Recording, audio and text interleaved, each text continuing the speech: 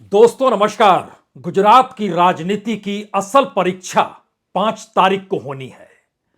यह दरअसल राजनीतिक गढ़ के तौर पर पहचान है प्रधानमंत्री नरेंद्र मोदी के राजनीतिक जमी की। यह दरअसल पहचान है इस देश के गृह मंत्री अमित शाह के राजनीतिक प्रयोगों की, और उसी की परीक्षा 5 तारीख को जनता करेगी। दरअसल यह एक ऐसी राजनीतिक जमी है जहां पर बचपन बीता है प्रधानमंत्री मोदी का भी और गृह मंत्री अमित शाह का भी है। और यह एक ऐसी राजनीतिक जमी है जिस पर एक ऐसा प्रयोग 2002 में किया गया जिसके बाद भारत की राजनीति पलटती चली गई। उसके भीतर कहीं ना कहीं उग्र हिंदुत्व और सॉफ्ट हिंदुत्व की धारा दिखाई देने लगी। और जब 2014 में देश के प्रधानमंत्री नरेंद्र मोदी बने, जो गांधी नगर से निकलकर दिल्ली पहुंचे, तो उसके बाद कोई भी पॉलिटिकल पार्टी हिंदुत्व के इस मंत्र से अछूती नहीं रही। हर कोई दिखाना चाहता रहा कि दरअसल वो दंडवत है, लेकिन मंदिर को लेकर, इस देश के भीतर में मस्जिदों को लेकर राजनीतिक दलों ने दूरियां बना ली। इस दौर में मुस्लिम उम्मीदवारों को लेकर राजनीतिक दलों ने दूरियां बना ली। कल तक जो कद्दावर नेता नजर आते थे वह मुस्लिम थे, तो फिर उन्हें प्रचार से भी रोका गया। और यह प्रयोग 2019 के लोकसभा चुनाव में उभर कर भी आया। तो आइए आज उसी राजनीतिक जमी को टटोलने चलते हैं, क्योंकि यह वाकई ऐसी राजनीतिक जमी है जिस पर जब वोट बीजेपी के हक में पड़े तो यकीनी तौर पर वह 90 और 10 के रेशियो में थे। यानी एक तरफ 90% और दूसरी तरफ 10% मुसलमानों की जनसंख्या गुजरात के भीतर कमोवेश 10% से कुछ कम है, 9.79%।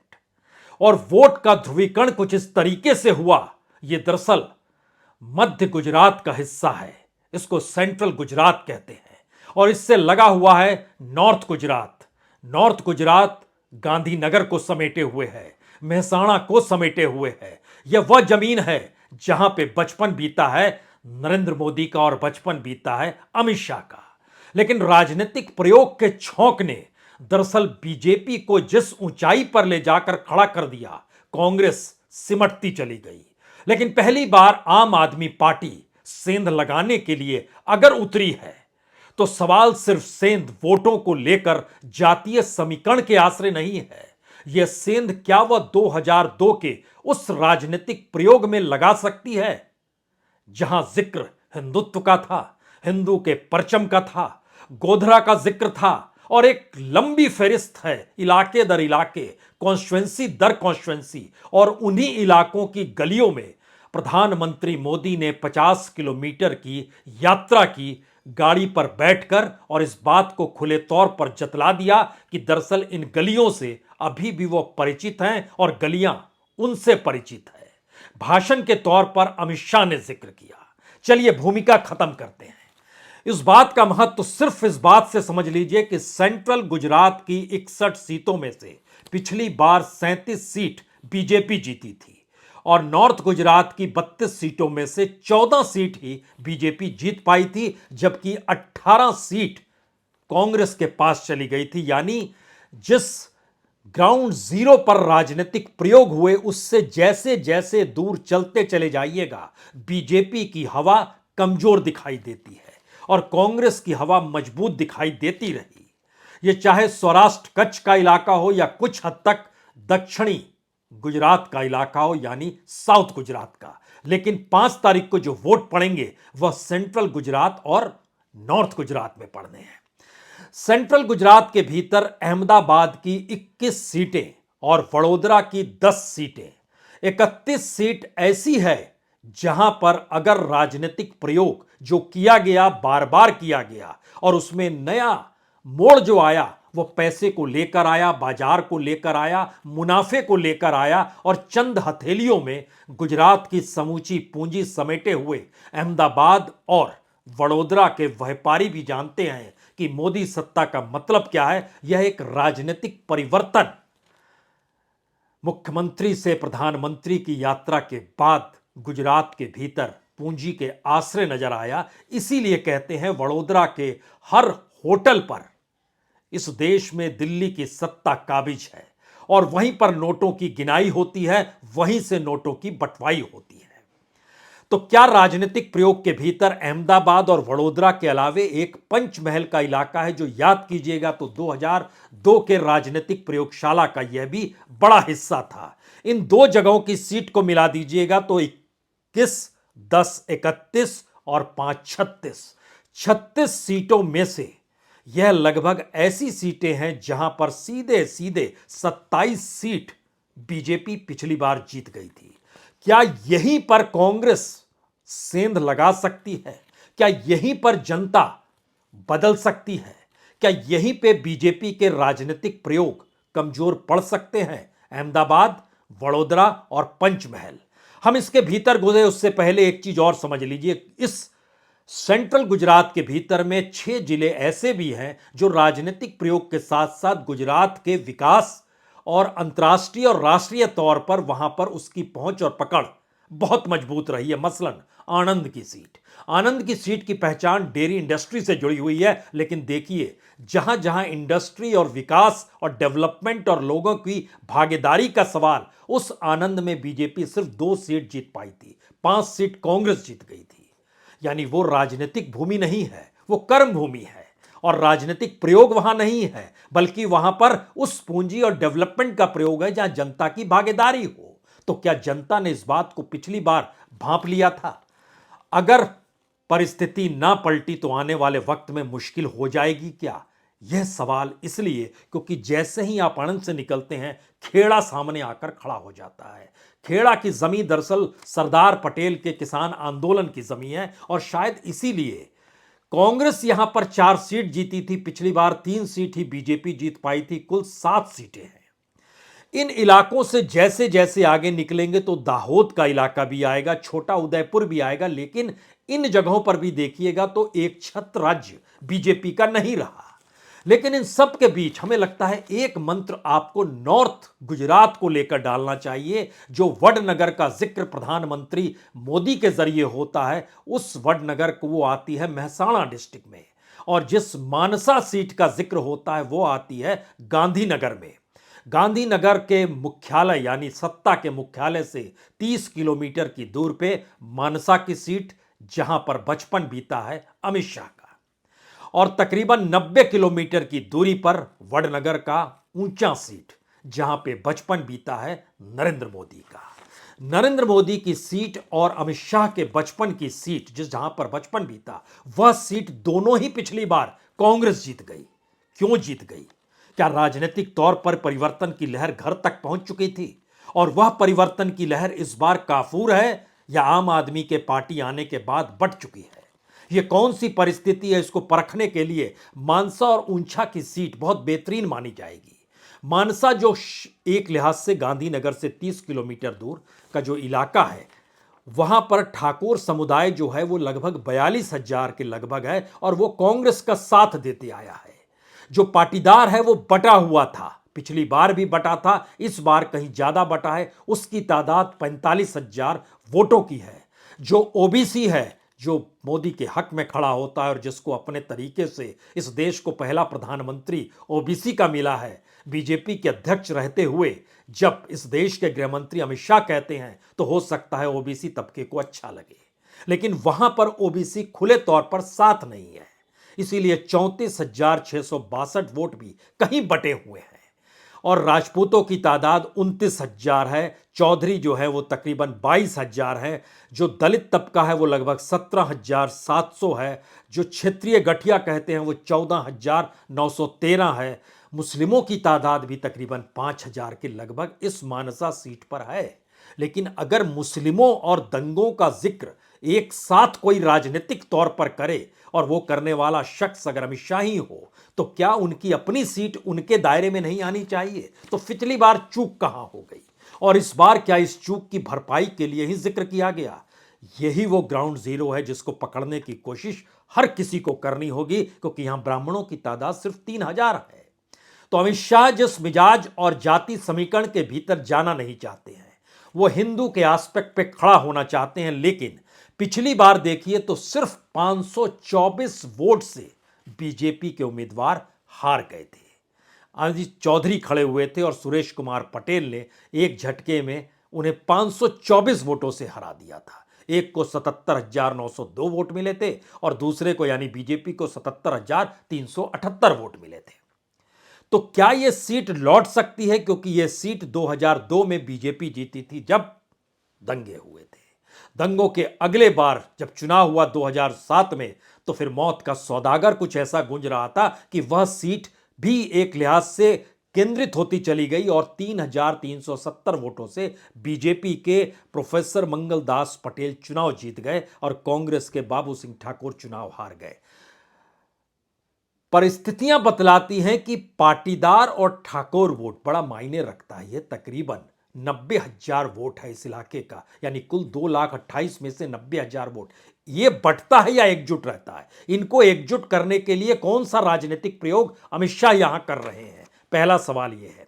दूसरा सवाल, वडनगर के इलाके में आने वाली ऊंझा सीट है जो प्रधानमंत्री मोदी का घर है। यह मेहसाणा जिले में आती है और इस मेहसाणा जिले का भी सच ये रहा कि इसके पिछले बार जब चुनाव हार गए तो पहली बार आरएसएस ने कहा, आप किस राजनीतिक प्रयोग का जिक्र करते हैं? आप अपने ही विधानसभा के भीतर अपने ही गांव के द्वारा दिए गए वोटरों के वोट के जरिए भी चुनाव नहीं जीत पाए तो भरोसा कैसे होगा? और इस बार इसीलिए कीर्ति भाई केशव भाई पटेल को टिकट दिया गया।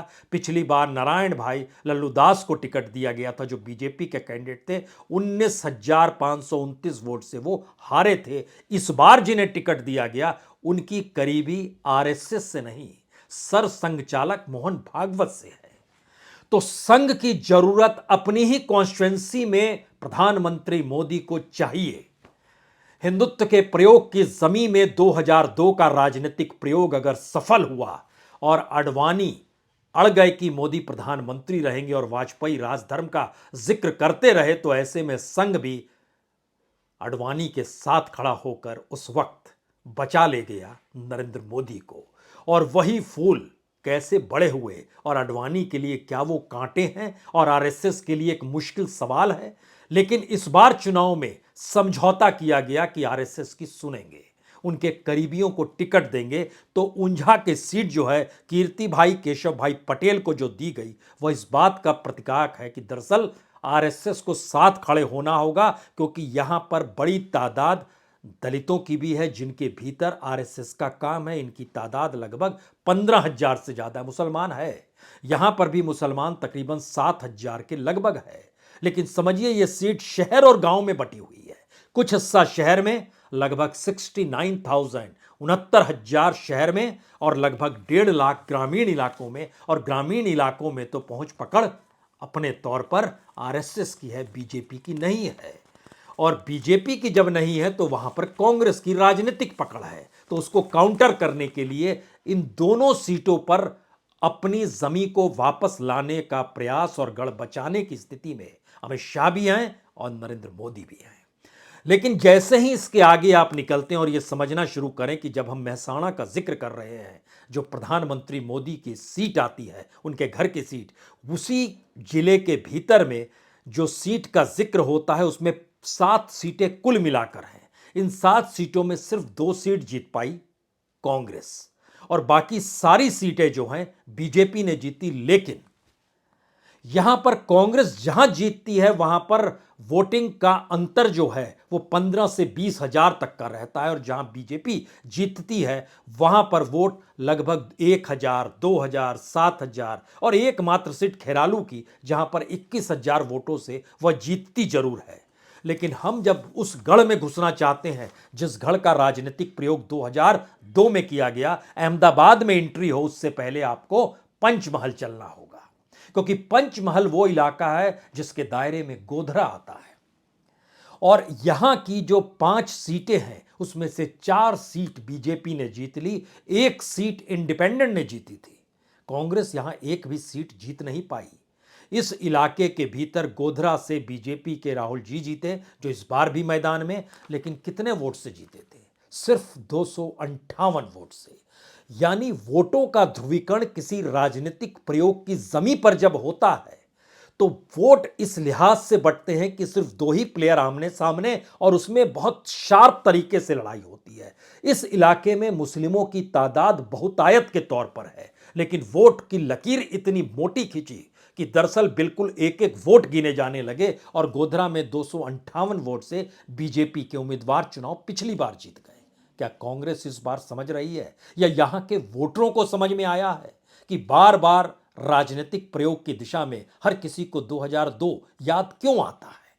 यह हो सकता है, इससे इनकार नहीं किया जा सकता है, क्योंकि इसके बाद की सीट देखिएगा, कालोल लगभग 49,000 से बीजेपी उम्मीदवार जीतता है। हलोल लगभग 57,000 से बीजेपी का कैंडिडेट जीतता है। शेहरा लगभग 41,000 वोट से बीजेपी का कैंडिडेट जीतता है। लेकिन मोरबा हफ में इंडिपेंडेंट कैंडिडेट जीतते हैं, भूपेंद्र सिंह खांट, जो कि 4,366 वोट से जीतते हैं। यह वो पहली प्रयोगशाला पंचमहल के इलाके तक से खबर उस वक्त में आ रही थी कि कितने लोग मर गए, कितनी दुकानों को फूंका गया, किस रूप में फूंका गया। लेकिन दरअसल इसको टटोलने के लिए आपको घुसना होगा उस जमीन पर जो राजनीतिक प्रयोगशाला सही मायने में अहमदाबाद के तौर पर रही और जिसने समूचे देश और दुनिया को हिला कर रख दिया। ऐसी राजनीतिक प्रयोगशाला की जमीन पर 2022 में 5 तारीख को जब वोट पड़ेंगे तो जनता क्या सोच रही होगी? उसके जहन में कौन से सवाल होंगे? खुद को सुरक्षित कर पाने के, या सत्ता द्वारा सुरक्षा की गारंटी तभी दिए जाने पर कि हमारे साथ खड़े होगे तो सुरक्षा की गारंटी, अन्यथा कोई गारंटी नहीं। सबको पता है कि दिल्ली बहुत सक्रिय है, सबको पता है कि दिल्ली के इशारे पर गुजरात की सत्ता चलती है, सबको पता है कि गुजरात की सत्ता के कोई मायने नहीं है, वो दिल्ली से ही चलती है। तो अहमदाबाद का चुनाव भी दिल्ली को लेकर हो रहा है। किसी भूपेंद्र सिंह पटेल को वो नहीं जानता है, रूपाणी को भी वो नहीं जानता है, नितिन पटेल को भी नहीं जानता है, जो पूरे मंत्रियों की फहरिस्त है वो किसी को नहीं जानता है। क्योंकि अहमदाबाद की गलियों में जब आप गूंजते हैं तो वहां पर 21 सीटें इस जिले के भीतर में, और 15 जिले तो उस दायरे में आती है जिसके दायरे में एल्स ब्रिज भी आता है, नारोदा भी आता है, बापू नगर भी आता है, दरियापुर भी आता है, दानली मंडी भी आती है, साबरमती भी आता है, दसकोरी भी आता है। ये ऐसे इलाके हैं जो राजनीतिक प्रयोग की जमीन रहे। असल गढ़ में सेंध क्या कांग्रेस लगा पाएगी? और कांग्रेस नहीं लगा पाई पिछली बार, तो क्या इस बार आम आदमी पार्टी वहां पर घुस पाएगी?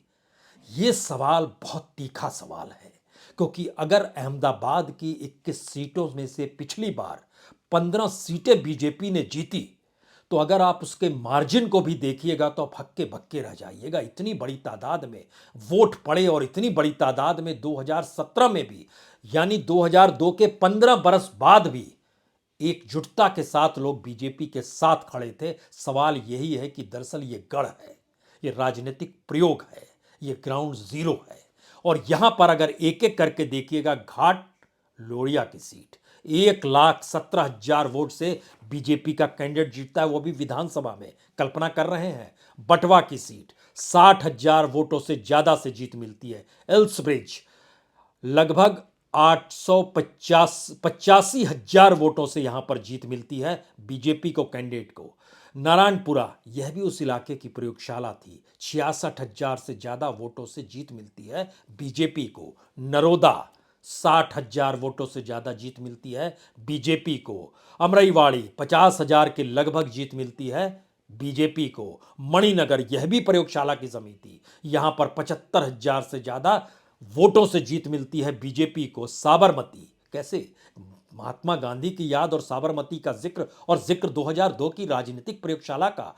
कमाल का यह ट्रायंगल है, लेकिन है। और गुजरात की जमीन में मौजूदा वक्त में जब महात्मा गांधी को याद कीजिएगा तो उनके समानांतर सरदार पटेल को क्यों याद किया जाता है, या इससे ही समझ लीजिए कि बापू को लेकर मौजूदा वक्त में नरेंद्र मोदी वहां खड़े हो नहीं सकते हैं। और हर कोई जानता है कि इस देश के प्रधानमंत्री मोरारजी देसाई भी गुजरात से ही आते हैं, और उन्होंने तो लड़ाई लड़ी थी जब इस बात का जिक्र था कि मुंबई किधर जाएगी, और इस बात का जिक्र था कि गुजरात अलग स्टेट के तौर पर होगा, तो उसमें कौन कौन से क्षेत्र आएंगे। एक तरफ मोरारजी देसाई थे तो दूसरी तरफ शिवसेना के नेता भी थे, बाला साहब ठाकरे भी थे। इस संघर्ष की साथ 1974 के आंदोलन को भी याद कीजिए और उसके बाद आइए कि दरअसल सारी चीजें धूमिल पड़ गई 2002 के राजनीतिक प्रयोग के सामने, क्योंकि इससे पहले चुनावी जीत नहीं मिलती थी इतने अंतर के साथ, क्योंकि चाहे वह सरवा हो चाहे दसकोरी हो, हर जगह पे देखिए ये 50,000, 60,000, 70,000, 80,000, 1 लाख इतने अंतर से जीत। और कांग्रेस जिन 6 सीटों पर जीती उस जीत का अंतर कितना है, इससे भी आप समझिए कि क्या सेंध लगेगी।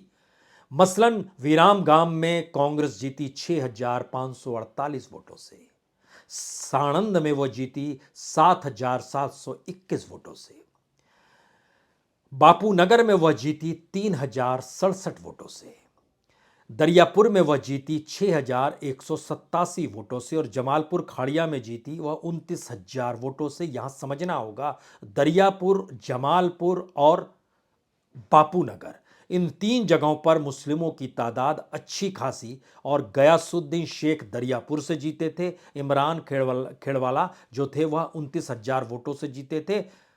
सवाल सिर्फ इतना है कि जिस राजनीतिक जमी को 2002 में गुजरात के भीतर बनाया गया उसने गुजरात के आंदोलनों की जमी को खत्म कर दिया, उसने गुजरात बनाने के संघर्ष को पीछे धकेल दिया, उसने विकास, डेवलपमेंट या जिन भी परिस्थितियों में किसी के शासनकाल में जो भी गुजरात के डेवलपमेंट के प्रयोग हुए सबको पीछे ढकेल दिया और एक नई प्रयोगशाला के तौर पर अहमदाबाद खड़ा हुआ, उसके साथ वडोदरा खड़ा हुआ, नई परिस्थिति में सूरत आया, फिर राजकोट निकल कर आया, पंचमहल उसके दायरे में आ गया। अब इस दायरे के भीतर में जब आप घूमना शुरू कीजिएगा तो आपको पता चलेगा जिसने इतना ही जीत लिया उसने गुजरात जीत लिया। तो बाकी जगहों पर लोगों की परेशानी शोर के तौर पर आपको सुनाई दे रही होगी, लेकिन उस शोर की आवाज में खोइए मत, क्योंकि जब आप गांधीनगर पहुंचते हैं और मानसा सीट जिसका हम जिक्र कर रहे थे, जहां पर 524 वोटों से हार गई बीजेपी, जो अमित शाह के परिवार की जुड़ी हुई सीट, यानी बचपन से वहीं बीता बचपन तो जानते होंगे। लेकिन यहां पर देखिए दहेगाम की सीट, गांधीनगर साउथ की सीट बीजेपी जीतती है, लेकिन गांधीनगर नॉर्थ के बाद चीजें बदलने लगती हैं। वहां कांग्रेस जीतती है 5,736 वोट से, कालोल में जीतती है लगभग 8,000 वोट से। यह मैसेज क्या है? 3 मैसेज गुजरात के पढ़ने की कोशिश 5 तारीख से पहले कर लीजिए। एक ऐसा गढ़ अभेद किले की तरह मुख्यमंत्री रहते हुए नरेंद्र मोदी ने बनाया और रूल ऑफ लॉ को राजनीतिक तौर पर उसका राजनीतिकरण करके उस वक्त के गृह मंत्री गुजरात के रहे अमित शाह ने उसको इंप्लीमेंट कराया कि गुजरात उससे आज भी उबर सका है या नहीं, यह गुजरात के चुनाव के फैसलों से पता चलता है। पहला सवाल। दूसरा सवाल, राजनीतिक तौर पर जितने राजनीतिकरण गुजरात के लोगों के 2002 से 2007 के बीच में हुए, उस राजनीतिकरण के बाद की नई पीढ़ी जो आई वह भी उसी आगोश में चली गई या नहीं चली गई, यह भी चुनाव की स्थितियों से जुड़ा है नई पीढ़ी को लेकर। और तीसरा सवाल सबसे बड़ा यह है कि गुजरात में अगर राजनीतिक जमी को बदलने की कोशिश जनता करने लगेगी तो फिर उसके सामने इस देश के प्रधानमंत्री और गृह मंत्री खड़े हुए नजर तो नहीं आ रहे हैं। कहीं उनका खौफ तो गुजरात के भीतर नहीं है। पता नहीं कौन सी एजेंसी दरवाजे पर आकर कब खड़ी हो जाए। यह भी उसी चुनाव परिणाम से जुड़ा है जिसके दायरे में व्यापारी तबका आता है, रईसों की कतार आती है और शायद अलग अलग जिलों के भीतर बैठे हुए तड़ीपारों की भी कतार उसमें शामिल है। उनको लेकर भी यह राजनीतिक प्रयोग की अद्भुत मंशा है। इन 3 दायरों से जैसे ही निकलिएगा उसके बाद आपके सामने एक हिस्सा और बचा है जो सांस्कृतिक पहचान लेकर जीता है। यह है वडोदरा का इलाका। और वडोदरा की सिर्फ 2 सीट, 10 में से सिर्फ 2 सीट कांग्रेस जीत पाई। अहमद पटेल वडोदरा के इलाके के ही थे, लेकिन फिर भी उनकी राजनीति कांग्रेस को आगे क्यों नहीं बढ़ा पाई? कुछ सवाल, उन गलियों में घूमिएगा तो लगेगा ऐसे कि जैसे अहमद पटेल भी उस वक्त नरेंद्र मोदी के तो नहीं हो गए थे, उस रास्ते तो नहीं चल पड़े थे जहां पे कांग्रेस जीत ना पाए। और इस राजनीतिक प्रयोगशाला को बलवती देते हुए कांग्रेस के वैसी ही परिस्थिति थी जैसे आज रहती है कि दिन के उजाले में हो सकता है पदयात्रा में नजर आए, रात के अंधेरे में हो सकता है वह इस देश की दिल्ली की सत्ता के दरबार में नजर आए, हो सकता है। ऐसी परिस्थिति उस वक्त तो नहीं थी, क्योंकि वहां की सांवली सीट, बागड़िया seat, Vadodara city seat, Sayajigunj seat, Akota seat, Raopura seat, Manjalpur seat, इनकी जो तादाद है, एक वगोड़िया सीट 10,000 प्लस से जीती बीजेपी, लेकिन बाकी जगहों पर देखिएगा तो 40,000, 50,000, 60,000 इस अंतर से वो जीतती है। और करजन की सीट कांग्रेस जीतती है तो 3,500 वोट से। मैसेज क्या है? आखिरी मैसेज सबसे बड़ा यह है कि जो गढ़ है गुजरात के तौर पर गुजराती सत्ता की पहचान है, जो मौजूदा वक्त में दिल्ली में बैठकर पूरे देश को गुजरात मॉडल का पाठ पढ़ाना चाहती है, उसकी साख दांव पर लगी है। जिस प्रयोग को राजनीतिक तौर पर 20 बरस पहले खड़ा किया गया, उसको जनता किस रूप में देख रही है, बदलने को तैयार है या नहीं है, उसकी भी पाठ इसी चुनाव में पढ़ना है।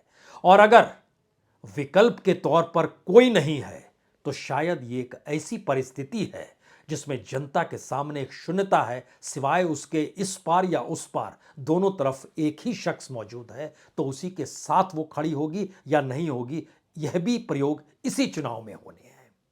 इंतजार करते हैं, कल फिर मिलते हैं। बहुत बहुत शुक्रिया, बहुत बहुत शुक्रिया।